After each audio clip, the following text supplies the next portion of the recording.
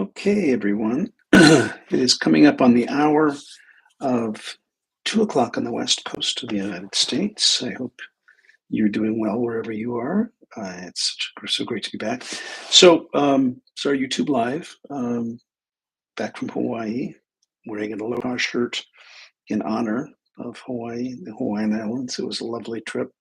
And so many of you know that I'm a teacher. I teach Huna, Huna, and I was teaching among other teachers, a group of 200 students on the Big Island of Hawaii. It would be the Kohala Coast, which is north of Kona. And this was the 70th such workshop for this particular school called Halau Ho'omanaloa. And talk a little bit about that, talk about a little bit about upcoming Huna and other programs coming up here in the United States. And then today I want to talk about disclosure and about how do you disclose yourself to others. And I've come up with, and I've seen these, you may have heard these, the 5 things that you probably shouldn't share with people. And I am a bit conflicted about this because there is in the acronym of Aloha, which is a whole part of the Huna training, there is one of the values of Aloha in the Hawaiian culture is truthfulness, honesty. And so this is the question about when do you tell the truth, the whole truth, and nothing but the truth? And when do you not? When do you not tell the truth, the whole truth, and nothing but the truth? So we'll get into that. Because I have struggled with it, and I am accused of being too honest, too nice, too direct, too much. Must you be so? Must you talk so much? Must you disclose everything? Must you tell the truth, the whole truth, and nothing but the truth? So help you God. So we're going to talk about that. But briefly, we had 200 students, staff, teachers in the Big Island, all 4 levels of Huna.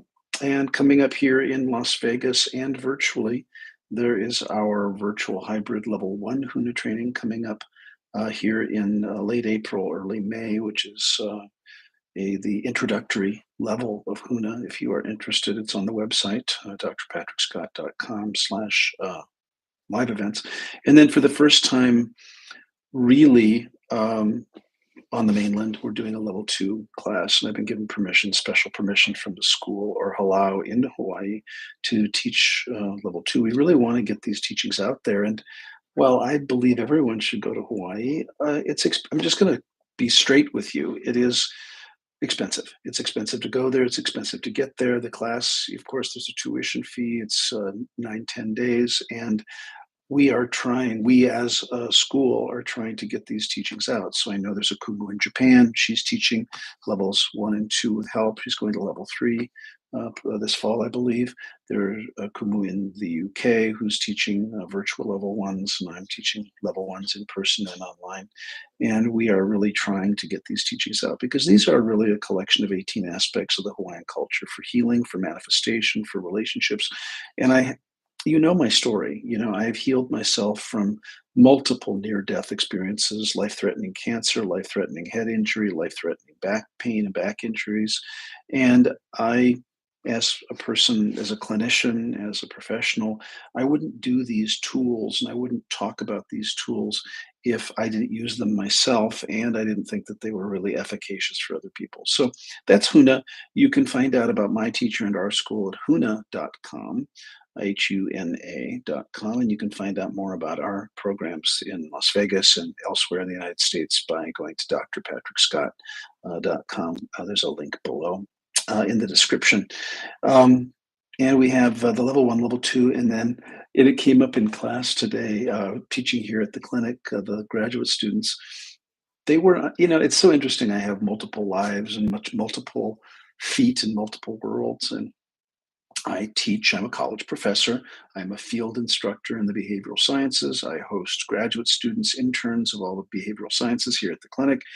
And we were talking about abstract things. We were talking about the difference between a concrete, literal thinker and a more abstract, inferential listener and things like that. And I said, well, I have a class called STFU. And one of the students looked at me and goes, does that mean what I think it does? And it exactly means what you think it does. Shut the fuck up.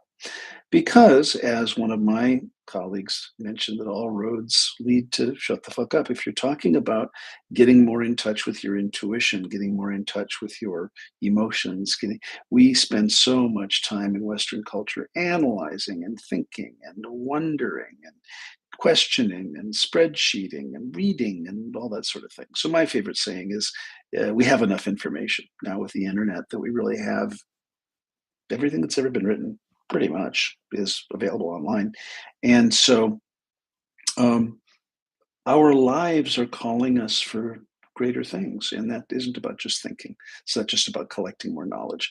It's about evolving, raising your vibration. And that's what I'm about. So Huna really, in those collection of 18 aspects, 18 tools, include meditation and forgiveness and symbology and intuition and energy and, all sorts of things. And so that's a whole topic for another day. I wanted to get into our topic today, but Huna is a wonderful area of study, and it is a lot more and more people are really finding it as a valid and viable way to enlighten and to raise your vibration, to heal. And I'm just a big fan, obviously. So I've been doing it for almost 20 years and really, really believe strongly in the teachings of Huna, the teachings of neuro-linguistic programming, hypnosis, meditation, unconscious mind, higher self kinds of things. And so anyway, I want to talk today about your disclosing yourselves to others. On the one hand, I suspect you have been the recipient of someone who over discloses, meaning you ask them how they are and they tell you, chapter and verse, about how they are. I don't tell people I'm a therapist on airplanes or in grocery store lines. I don't tell people that I usually will say I'm a teacher. Now, that's a lie. No, it's not a lie. I'm sorry. It is not a lie. I am a teacher. I'm not a public school teacher anymore. I was, but I will keep it very vague. And if people want to go down the rabbit hole, I will go there with them. I had a guy on a flight a few weeks ago, and he was a chatty guy, and I wear these headphones and I'm not so chatty. So if you see me on a plane, I'm not going to necessarily want to talk. I'll be cordial and I'll be friendly, but I don't necessarily disclose my whole life thing. But he was chatty and we did exchange, and I found him very captivating. He was from California and my age, and we both commented on how great we look for our age because he's very into fitness. I'm very into fitness. And I was willing to talk to him about some of the things that I did, and the working with veterans in the clinic. And I keep it pretty superficial. And so the first part, and I'm not going to go into great. No, I am going to go into great detail because I think it's really important. So I know Josh is here, and I'm going to put in the chat Maslow's stages of learning. And some of you know this model. And the first one is chit chat and cliche. That's the first step. So when you don't know someone and you're in a social situation, you're at a wedding, at a funeral, at a social event, you don't know who they are, you're on an airplane, you're in the grocery store line. Typically, we keep our disclosure. And what I mean by disclosure is what we talk about. What of ourselves do we disclose at a pretty superficial level? And some of you may be out there saying, well, yeah, I hate that. I hate chit chat. I hate small talk. I think it's such a waste of time. Well, there are social reasons for it. And, if you have been over disclosed to, what that is, where you're in the grocery store line and you're trying to be nice. And you ask the person in front of you, so how's it going today? And they tell you chapter and verse, and they want to show you heaven forbid they find out you're a doctor or a nurse or some healthcare professional. They want to show you their scar, and they talk to you about their catheter and all that kind of stuff. So you know what I'm talking about. Keep it nice and simple. Keep it nice. And we talk about the weather. We talk about, very superficial things. If you're a man, and I hate to be generalist, but sometimes when I'm traveling, I'll go into a sports bar and I'll sit at the bar and I'll have dinner and a beer or something. And I can always talk to another man about, and I don't speak sports very well. I like college football, but it's enough and it's superficial enough to keep it nice and safe, right? And so you can decide how and in what way you disclose yourself. But that first level really is cliche and chit chat. Now, if you talk about the next level, I'm going to put it in the chat, is the level of fact. So it's a where are you from? How old are you? I was with that guy in California. He's from California. He lives in Sherman Oaks. And gee, he was saying, you're traveling. Are you traveling? Yes. Well, he has, multiple homes. He let me know that he is of some means. He assumed that I was of some means. We were traveling. And he shared, his age. He shared what he does for a living. He shared his business. He shared some of his travels. I shared my age, some of my travels, what I did. I did share that I work in mental health. He shared, and it's funny, I can't remember. I think he's a developer, he's in real estate or some sort of an entrepreneur. But it was very vague, even the facts. Now, facts already, and what we're looking at in terms of these levels of disclosure really is levels of safety. Facts are and can be provocative. We disclosed our age to each other, which for some people is awkward and uncomfortable. You never ask a woman her age. I know this is old fashioned, but sometimes age is a sensitive topic for people, so you don't ask them how old they are. Now, I also realize that I am a therapist, and I am used to people spilling their guts to me because they come in and I'm a doctor and we're doing the mental health thing, and I'm asking deep questions about their history and their have they ever been hospitalized and all that sort of thing. I met a new friend and went out to dinner with a new friend, actually, a person who I'm not going to share who it is, and this person, I disclosed that they have an autoimmune disorder, and that's all they said. And I said, "Oh, what is it?" And he kind of smiled. And he goes, "Well, I'm not really comfortable sharing that at this point." And it was the first time that we were getting together. We were getting together for business reasons, and I realized I had to catch myself. This wasn't an intake. It wasn't a psychiatric interview, and I overstepped. And he was kind about it, and it really was none of my business. But he offered it up. So, in my professional capacity as a therapist and an evaluator of people's mental health, I expect a level of disclosure that's very deep in terms of the vulnerabilities and the emotions and all that kind of stuff. In social situations, I have to be careful to not overstep and not be too intrusive with my questioning. So that's fact. And sometimes at the level of fact, people get a little, daunted. Now, the next level is opinion. Sorry, I spaced there for a minute. The deal with opinion, particularly lately with politics and just everything that's going on, if you're going to share your opinion, you better be prepared that someone's going to have a different opinion. Now, remember, this is in the context of how you're disclosing, what you're saying, what you're talking about. And these days, opinions are very, very dicey. And lately, they've been even more divisive. And so I don't talk about politics. I don't talk about my opinions on certain weighty social issues. I don't talk about religion. I don't talk about money. I don't talk about the economy. I just simply, and remember, I'm out in the public a lot. I'm in cars, Ubers, and Lyfts, and on airplanes, and I'm socializing and meeting new people, new students. I just met 200 new students, and I speak to them. I don't disclose political affiliations to my class, for example. I keep it very, very, very safe. Now I'm teaching them certain concepts, and I do have opinions about those things, and I certainly have biases around mental health and clinical work, and I'll share those things. But in terms of those weighty social issues, I'm not going to be sharing those. So you get to decide. I like to use the example of going to a wedding when you are the you only know the bride, let's say. You only know the bride. And if you've ever been in that social situation, so you're at a round table at the reception of 10 people. You're by yourself. You're going solo. You have no plus one. And initially, before alcohol, sorry, people are keeping it really safe. They're at the level of cliche and chit chat. How are you? Blah, blah, blah, blah, blah. Have a drink, have a glass of wine. Oh, where are you from? How do you know the bride? This is fact now.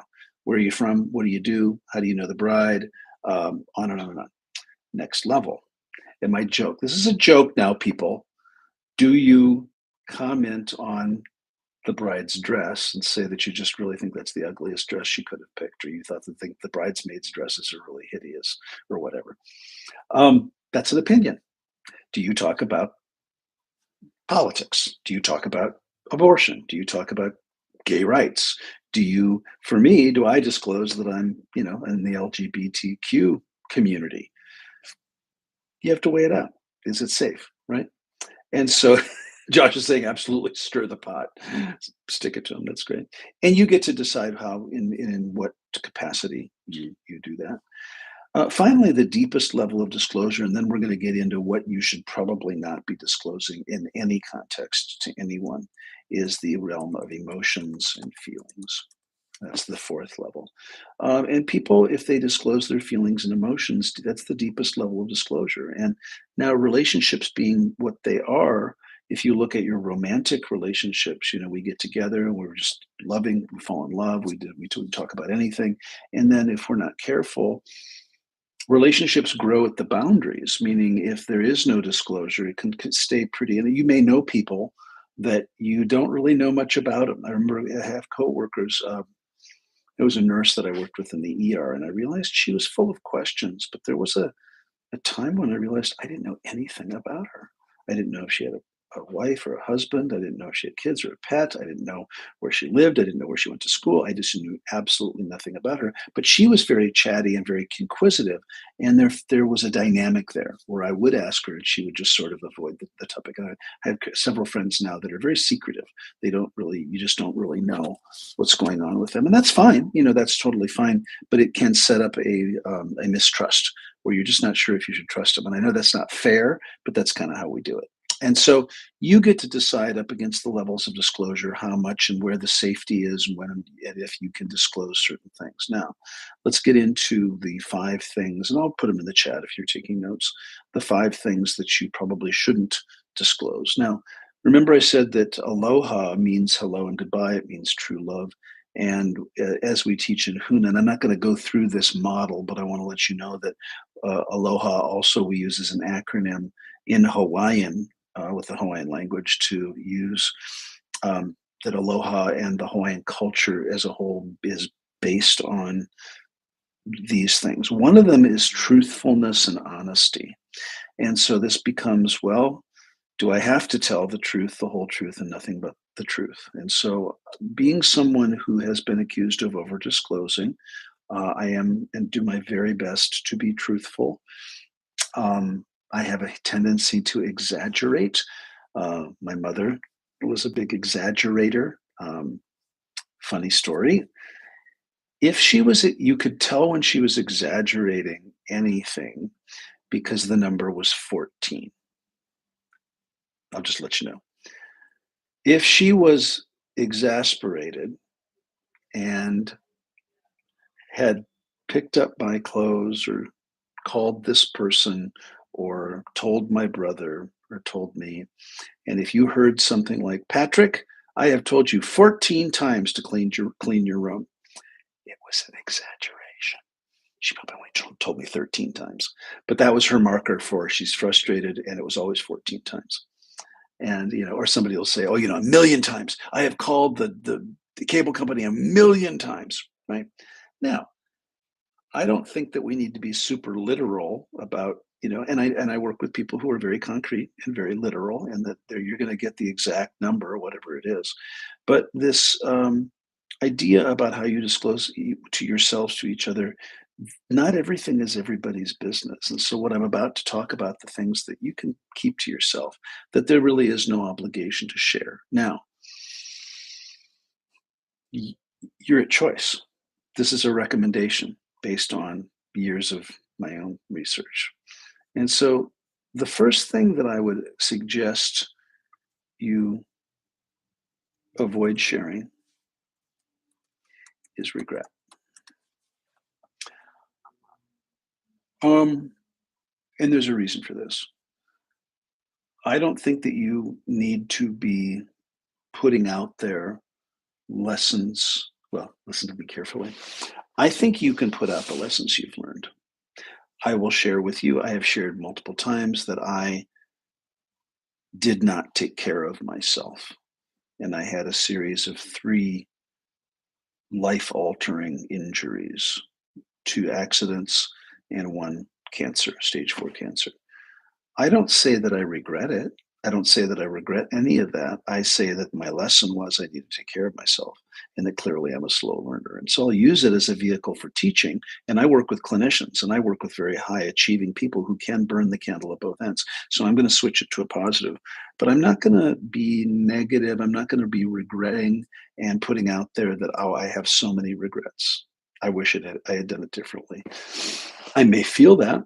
I may have some relationships where I've asked for forgiveness, where I may have violated people's boundaries, but those are not things I'm going to share openly, certainly not in public. Once I have made peace with the people or the person, and we are punno, as they say in Hawaiian, I move on and I try to look at the positive lessons. Now, in hypnotherapy, in Huna and all the things that we study, we are raising our vibration. And when we engage in anything, good, bad, or indifferent, the goal and the payoff for the unconscious mind is the positive learnings. So if you ever work with me, I'm going to ask you, what are the positive learnings? If you hang out in shame, humiliation, regret, super negativity, that will bring you down and it will bring other people down. And so I would recommend, number one, you don't need to share regrets you have, spin them, not to ignore that bad things happen to good people, but to say, this is my lesson. This is what I learned. And I will say to the graduate students and the clinicians here, don't use me as an example of quality work-life balance. I'm better at it now. I'm working on it, and I will always frame it in a, this is what I've learned. I offer this to you, but I won't share that I have any regrets. I'm just trying to think. I remember people had cancer, and they would, and because I work with patients, and they would say, cancer was the best thing that ever happened to me, and I wouldn't say I would be supportive because I'm a therapist, but I would think that's crazy. Why would anyone say that? Like, why wouldn't I go down the path of saying, I'm so regretful, I'm so remorseful, I'm so unhappy with myself because I didn't take good care of myself. And now I'm another one of those people that says, cancer was the best thing. Cancer kicked my ass. I needed my ass kicked. So on the back end of the cancer and the near-death experiences and the 7 surgeries and all that, I can say with great confidence that I learned my lesson. My lesson was work-life balance, and that if I have to choose between work and me and dying, I'm going to choose me. And it's not self-indulgent, and it's not selfish, and I'm not self-absorbed, and I love people and I care for people. But regret is not something that I'm going to share. All right, number 2, financial matters. It is nobody's business how much money you make. It is nobody's business how much money you charge. It is no much money business how much you have saved for retirement. It is nobody's business. And I find that money is an interesting, energetic prospect. My joke is I've been rich, I've been poor. I prefer rich. I was raised very poor. Now, we didn't know we were poor, by the way. My dad died when I was 15 months old, I think, and we lost everything because he was the primary, in those days, he was the primary breadwinner. As my mother would tell the story, he had a choice. We had just bought a new house, fabulous house. Now, and this is funny. And for those of you that are my age or around my generation, even when years later my mother would say, your father made $25,000 in the 50s, and that was a fortune. And now it's hard for me to imagine that $25,000 a year would be a fortune, but in the 50s, it was upper middle class. I mean, that was, you buying a house, you have a new car, my mom's getting the mink coat in Minnesota. That was it. We were on easy street. And so he didn't think he was going to die. We bought this new house, but he had a choice. There's limit to all money, get mortgage insurance, right? Or landscape the yard. He chose to landscape the yard, which is exactly what I would have done. He didn't plan on getting lung cancer and dying. And so he was only 50. And so when he passed, there was no mortgage insurance and we lost the house. And I don't know the details because my mother didn't talk about money, right? She didn't talk about financial matters. She was a Depression era mentality person where it was just always broke, broke, broke. Didn't matter how much money we had, we were always broke. And she was running around turning lights off, that kind of thing. Anyway, that's a whole other topic about Depression era mentality, meaning grew up in the Great Depression in the 1930s, the 1920s and 30s.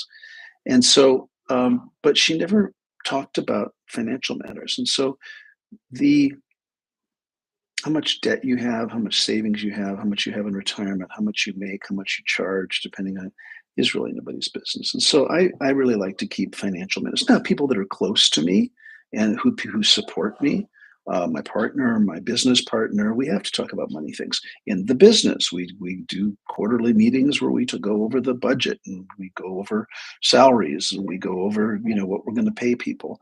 I don't think that people need to know how much you make. I don't think they need to know how much you spend. I just, it's really, no, it's really nobody's business. And I think financial matters because what I find is it's so relative.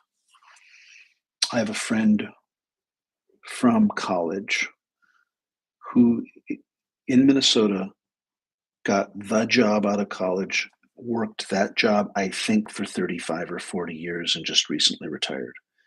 A technical job, and I am making up that she and her husband are quite well off in retirement. They both worked the same job. That's where they met. They got married. They had their kids. They're now in their 60s. They retired maybe a couple years early. I don't really know. And I'm making up that they probably have a lot of money, but I don't know. They live very simply. They have a nice life. They have a house. They travel. They buy out here.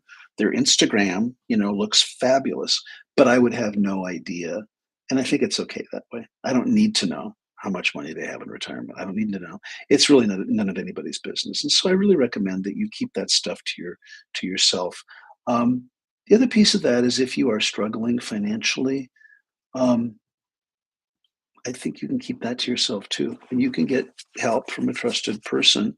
But I think that, best kept to yourself. And I know that it's frustrating. And I really would recommend that you not share with the world everything about how much money you make, how much money you owe. All right. For example, I have an older brother. I have no idea how much money he has. I am in line to be the executor of his estate should he pass away. What he told me, now this is funny. I have several funny stories about money. What he told me was, and I quote, "I have nothing, but you're in charge of it. If my wife dies, and I think I'm next in line. If both of them die, I think I'm next in line to be the executor." And I was the executor of my sister's estate, who passed away a number of years ago. And my sister was the executor. No, my brother's wife was the executor of my mother's estate. But I have nothing. What could that mean? That could mean $1 million for all I know. Oh, I'm broke. Funny story. So I'm a social worker at Centinela Hospital in Inglewood, California, the Lakers Hospital, excuse me. And I am a social work student. I'm a graduate student in social work.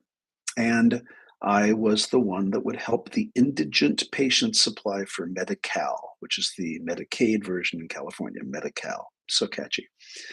And there was this French couple, elderly couple. She was the wife, well into her 80s, I think they were in their 80s. He was hospitalized and he needed to go to a nursing home. And I just love this story.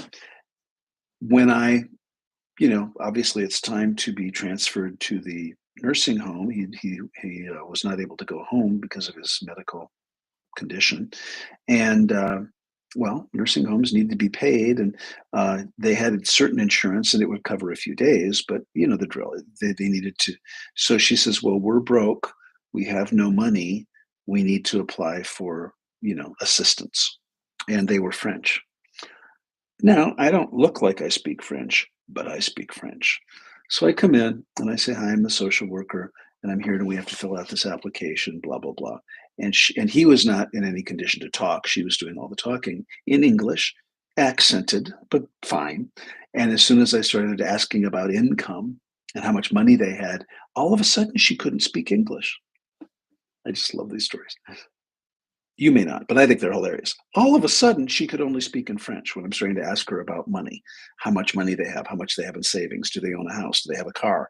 These are, you're applying for government assistance. The government wants to know how much money you have or don't have. Well, this is very uncomfortable, you know.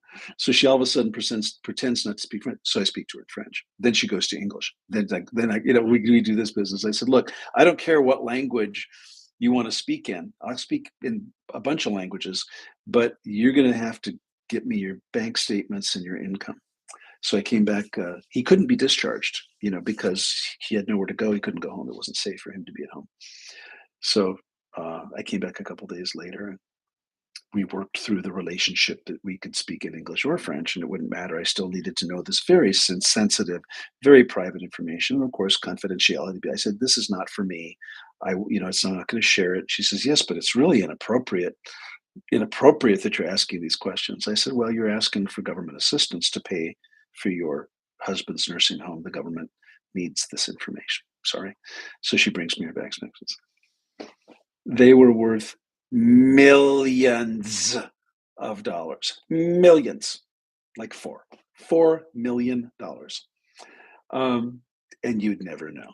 The millionaire next door. You would never in a million years, sorry, I'm exaggerating, never in 14 years, would you know that they were worth this kind of money. So I said, well, I'm sorry, given what you've got in your bank account, you don't qualify for Medi-Cal, and Medicare will only pay for a few days. And he was on Medicare. They were citizens. I don't mean to say that because they were French speaking that they were illegal, migrants or immigrants or whatever. No, they were citizens. They had passports and they had immigrated after World War II. And she said with exasperation in her French accent, "Oh, this country! Oh my God, this country! You have to be on the street to get any help." With great righteous indignance, so I laughed. I said, "I'm sorry, so sorry. Yes, it's true. And on the street, they have to be on the street." And they owned a home and they owned cars, and I mean they had resources, and she just didn't want to spend it, and I totally get it. So financial matters, keep them to yourself. It's nobody's business. No, particularly in families, just don't. You don't need to share. It really doesn't need to. Number three, and this is speaking of families. This is called diplomacy. Strong feelings about a family member.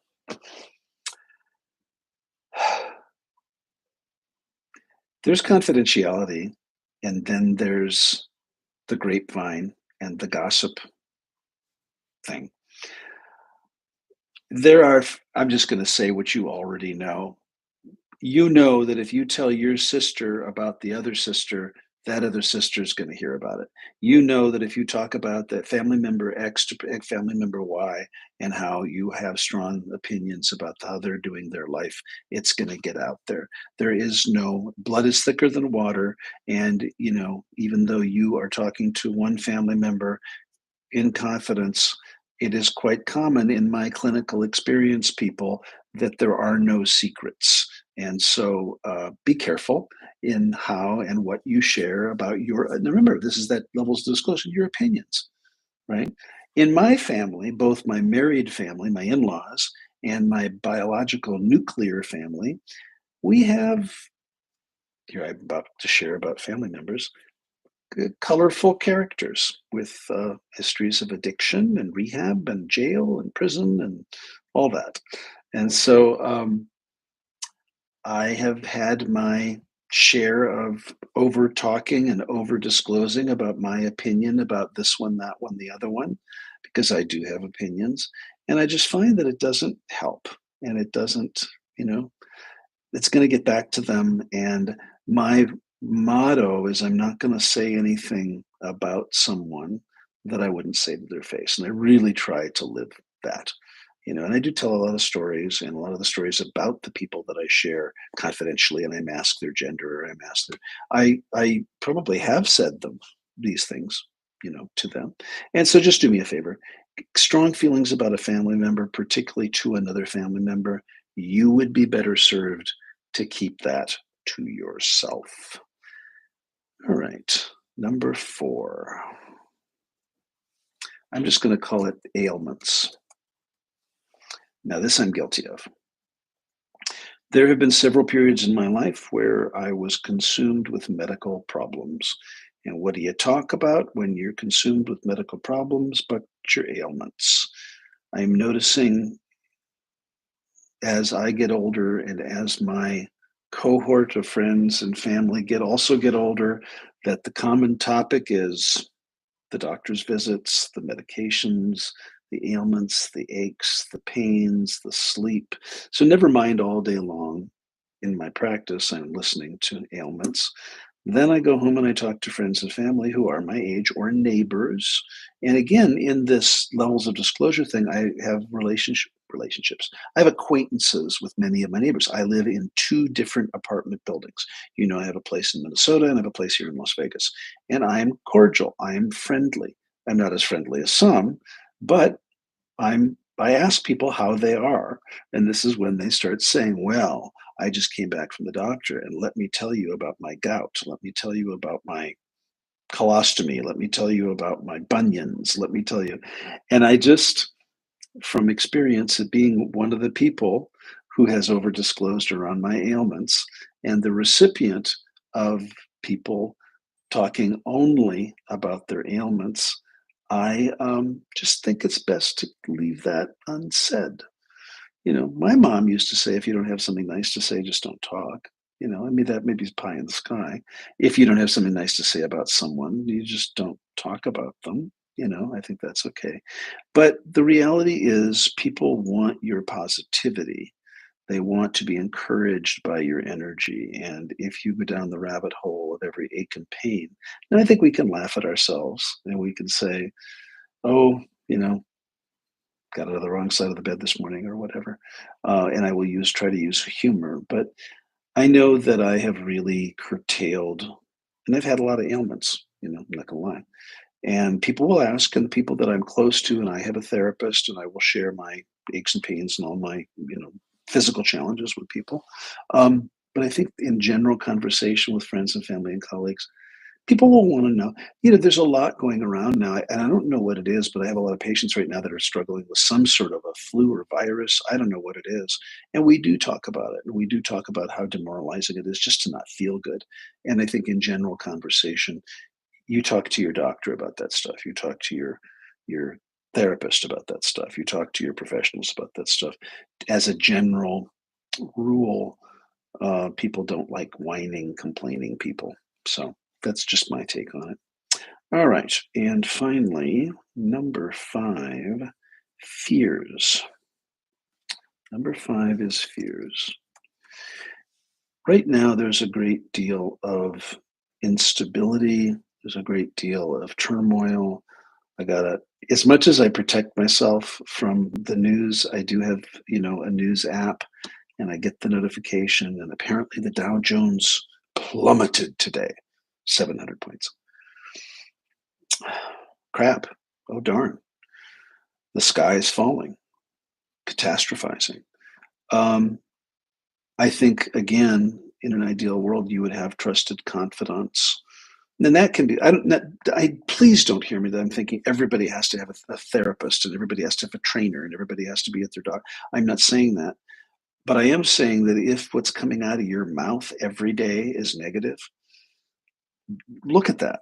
Because people are not going to want to be around you if all they're hearing is your ailments, your fears, you're whining about your bills, your whatever it is. And so I think it better serve you to keep your fears and insecurities to yourself. Journal, express gratitude, talk to trusted confidants, talk to a therapist, talk to people who can handle it, where you have that best friend that where you can just say, wow, I'm really disturbed by the economy, or I'm really frightened by the global warming, or whatever it is. I think you have a few people, but in general conversation, I think it's best to keep those things to yourself, those fears.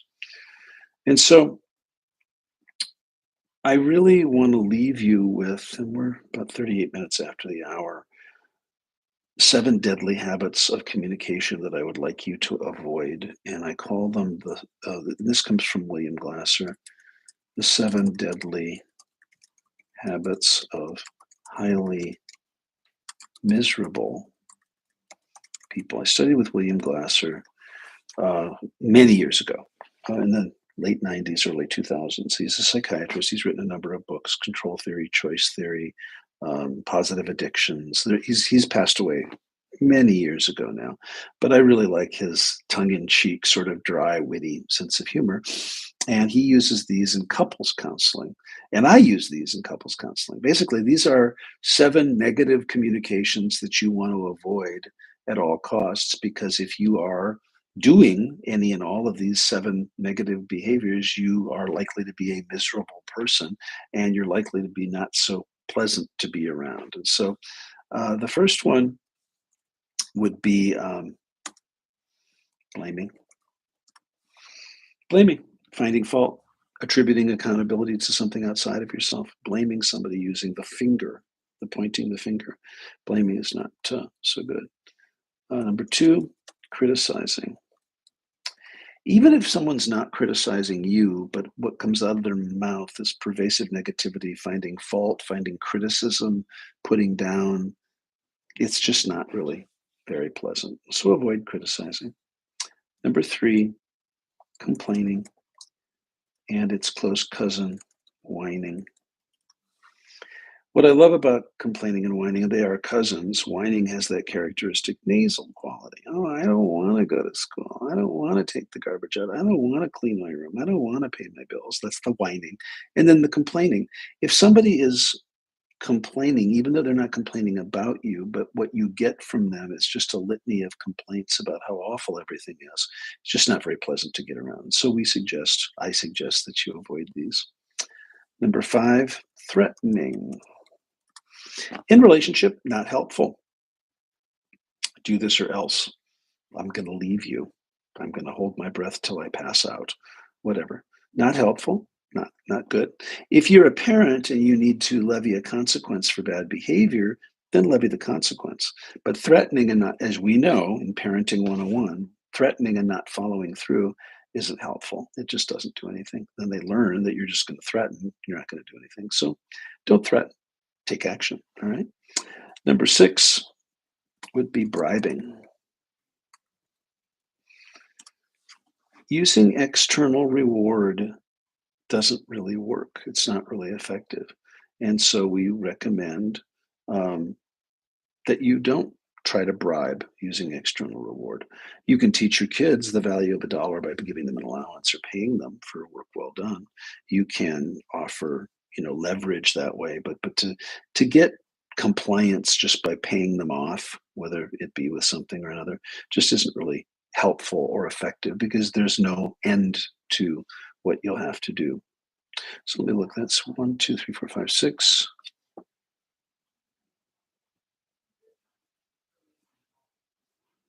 I'm missing one. Bribing, threatening, whining, complaining. Isn't that terrible? I'm going to have to look it up. Stand by. I didn't know I was going to do this. Very funny.